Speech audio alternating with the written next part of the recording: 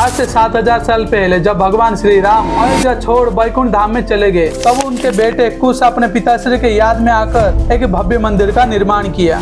और हम इस वीडियो में जानेंगे राम मंदिर की पूरी कहानी, भगवान श्री राम वैकुंठ जाने के बाद से लेकर आज के राम मंदिर बनाने तक का संघर्ष। और ये लड़ाई 1-2 साल नहीं बल्कि 500 साल तक चली, एक लंबा इंतजार है। और इस वीडियो में मुगल साम्राज्य का बात करेंगे और बाबरी मस्जिद का बात करेंगे। तो फिर चलिए आज से 7000 साल पहले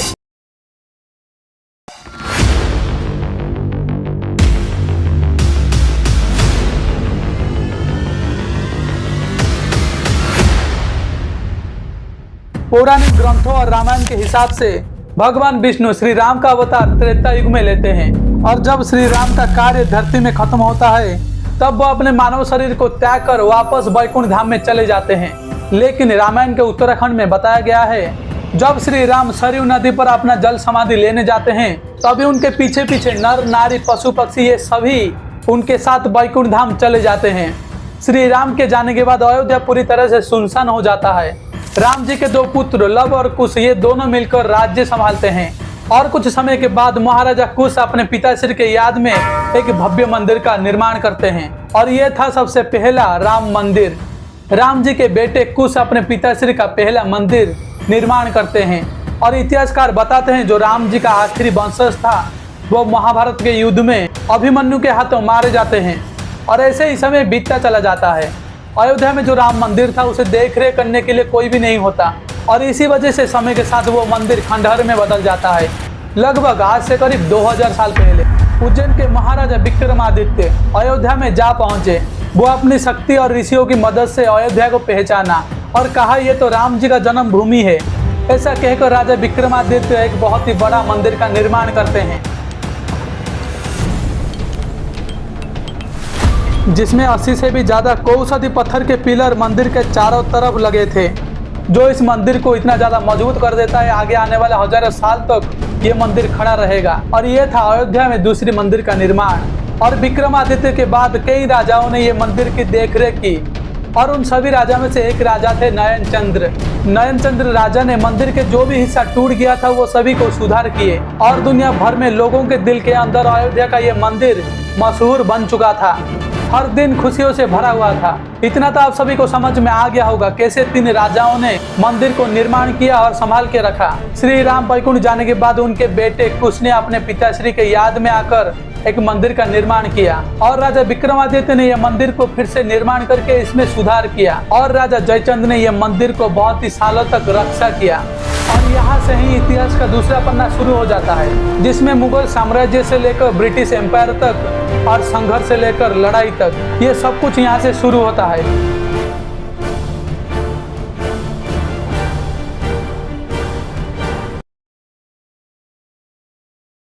1526 जब पानीपत का लड़ाई होता है, तब इब्राहिम लोदी को हराकर मोहम्मद बाबर शासन करता है। और इसके बाद बाबर 20 अप्रैल 1526 में हमारे भारत के अंदर एंट्री करता है। और यहाँ से ही पूरी कहानी बदल जाता है।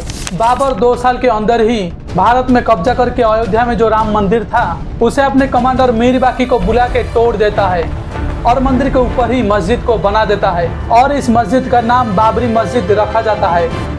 जब मंदिर को तोड़कर बाबरी मस्जिद को बनाया गया, वहाँ के जो लोग थे आवाज उठाकर कहा, यह हमारी राम जी की जन्मभूमि है। लेकिन उस समय में ज्यादा कुछ हुआ नहीं, क्योंकि मुगल का पीढ़ी दर पीढ़ी शासन कर रहे थे। मैं आप सभी को बता दूं कि मुगल जहाँ भी जाते थे उस जगह में पहले वाला धर्म से जो भी कुछ बना हुआ था उसे तोड़कर मस्जिद बना दिया करते थे। 1857 के अंदर जो मुगल का एरा था वो धीरे धीरे से खत्म होने के कागार में था और ब्रिटिश एम्पायर बनने लगा।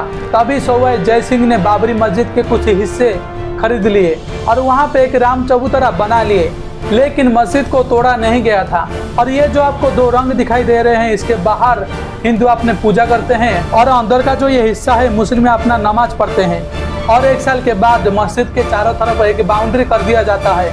ब्रिटिशों का ये कहना था, बाहर के हिस्सों में हिंदू अपना पूजा करेंगे और मस्जिद का जो अंदर का हिस्सा है उसमें मुस्लिम नमाज अदा करेंगे। लेकिन मुस्लिम और हिंदू का झगड़ा ऐसे ही चलता रहा।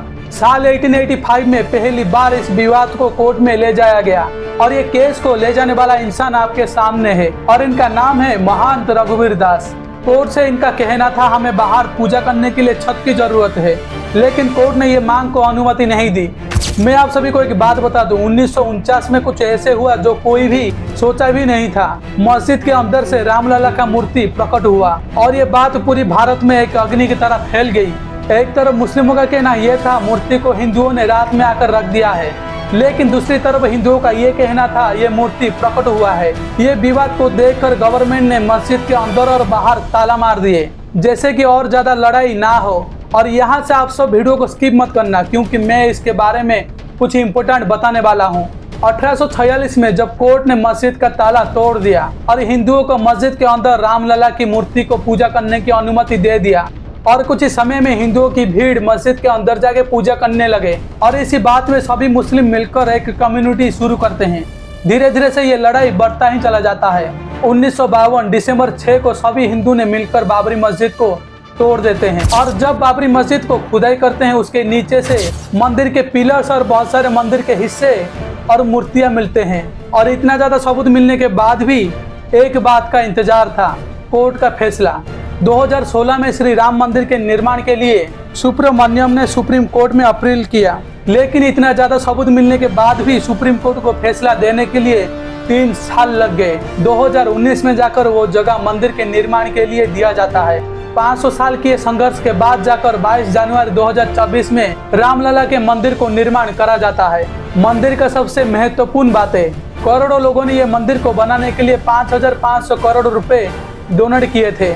और ये मंदिर का जो आर्किटेक्चर स्टाइल है ये नागरा स्टाइल से बना हुआ है।